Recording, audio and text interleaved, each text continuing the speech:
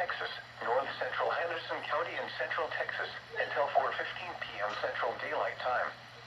At 3:15 p.m. Central Daylight Time, a severe thunderstorm was located near Kent, or 10 miles north of Gun Barrel City, moving east at 20 miles per hour. Hazard, 60 miles per hour wind gusts and penny-size hail. Source, radar indicated. Impact, expects damage to roofs, siding, and trees. This severe thunderstorm will remain over mainly rural areas of southeastern Kaufman, southwestern Van Zant, and north-central Henderson counties, including the following locations: Whitten, Rand, Falva, Roddy, Jackson, Oakland, Wise, Walton, Prairieville, and Tundra.